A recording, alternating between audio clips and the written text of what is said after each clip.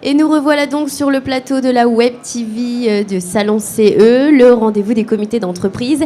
Et cette fois-ci, j'ai avec moi Jacques Lambert, qu'on voit courir un peu partout dans ce salon, puisqu'il est l'organisateur d'interface du Salon CE.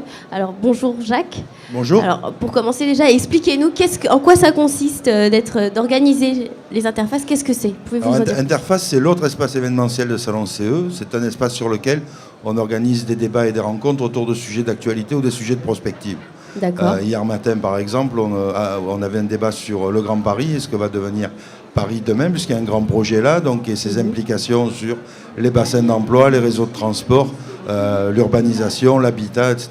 Et donc on traite ces sujets-là, qui sont des sujets différents de se traiter en salle de conférence, où ce sont des choses qui sont déjà dans le quotidien des élus de CE et qui ressemblent plus à de l'information qu'interface, qui est plus, j'allais dire, de la prospective sur des sujets d'un avenir proche. D'accord. Vous faites appel à des experts pour intervenir dans ce genre de débat? Alors, experts, oui, mais aussi personnalités du monde politique et syndical, puisque sont venus notamment Pascal Joly, qui est en responsabilité de l'Union régionale Île-de-France CGT, ou Lawari Boubaker, qui est à la CFDT en charge du dossier du Grand Paris. D'accord. J'ai entendu, on change de sujet, j'ai entendu parler d'un prix littéraire.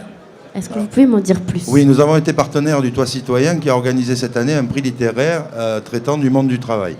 Ce prix littéraire a été remis dans deux catégories. Une catégorie d'écrivains professionnels qui ont parlé du travail, et ce que j'appellerais des écrivains, c'est-à-dire des non-professionnels qui ont écrit aussi un ouvrage sur leur quotidien au travail. D'accord, d'accord, donc c'est très intéressant. Autre question, où peut-on retrouver les invités des interfaces, justement?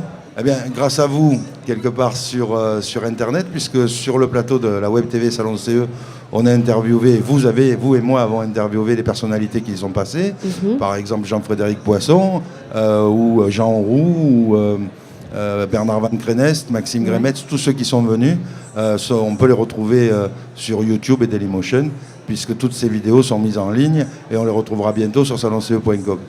D'accord. Enfin, justement, est-ce que vous pouvez nous en dire un peu plus sur l'initiative de cette Web TV? Combien de temps que ça fait que vous avez eu cette idée? Est-ce que ça fonctionne bien? La Web TV, c'est la deuxième fois qu'on le fait sur le Salon CE.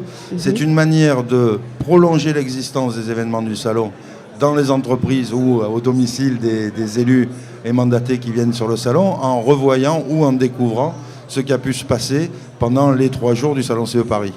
C'est une manière de réécouter Maxime Grémetz qui est venu nous expliquer pourquoi il était candidat à la candidature, ou Bernard Van Crenest que vous avez interviewé, nous donner son point de vue sur l'avenir de l'état des cadres au XXIe siècle. Ceux qui n'ont pas pu se déplacer ou ceux qui veulent revoir ou réécouter ont la possibilité de chez eux ou du local CE de pouvoir revoir à l'infini ces vidéos. D'accord.